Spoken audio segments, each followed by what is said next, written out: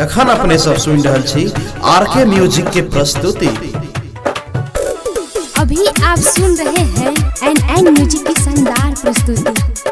Anil music presented by RK music. प्यार तोरा से क्लियर छौड़ा शादी नहीं करल कई रे। प्यार तोरा से क्लियर छौड़ा शादी नहीं करल कई रे। हमर पाह को सैयार भेल साथ तोहर छोड़ल कई रे। हमर पाह को सैयार भेल साथ तोहर छोड़ल कई रे। प्यार हमरे से कलही के छौरी शादी नहीं करल कहूगे। प्यार हमरे से कलही के छौरी शादी नहीं करल कहोगे। समय तक सैया गे भेल दिलावा हमर तोर दल कईगे। समय तक सैया गे भेल दिलावा हमर तोर दल कईगे। एखन अपने सब सुन रहल छी आरके म्यूजिक के प्रस्तुति। अनिल म्यूजिक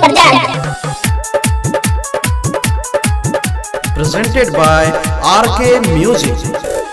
दिलहवा में बस लियो रे तोरा जान से ज्यादा चाहलियो रे।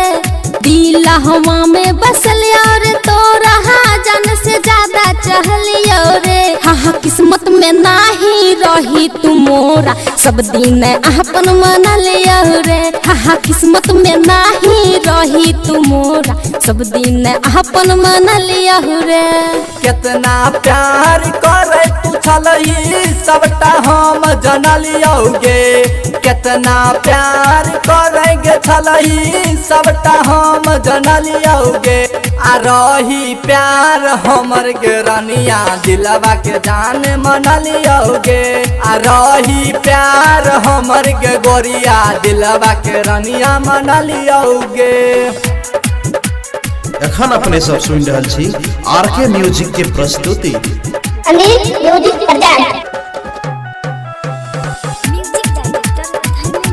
Presented by RK music. Writer आंदिल नंदू निराला कर लेता हूँ सदिया रे।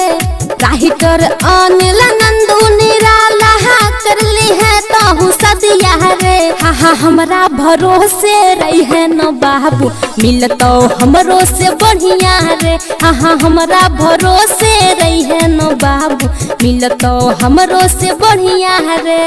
दिलवा से मन गे रहियो तोरा अपना संगतिया गे। दिलवा से मन गे रहियो अपन तोरा संगतिया गे। आ दिलवा में तू ही बैस गली चाहे मिलई केतनो बढ़िया गे। आ दिलवा में तू ही बैस गली चाहे मिलई केतनो बढ़िया गे। प्यार तोरा से क्लियर छौड़ा शादी नहीं करल कई रे। प्यार तोरा से क्लियर छौड़ा शादी नहीं करल कई रे। हमर पाह को सैयार भेल साथ तोहर छोड़ल कई रे। हमर पाह को सैयार भेल साथ तोहर छोड़ल कई रे। प्यार हमरे से कलही के छौरी शादी नहीं करल कहोगे। प्यार हमरे से कलही के छौरी शादी नहीं करल कहोगे। समय तक सैया गे भेल दिलवा हमर तोर दल कईगे। समय तक सैया गे भेल दिलवा हमर तोर दल कईगे।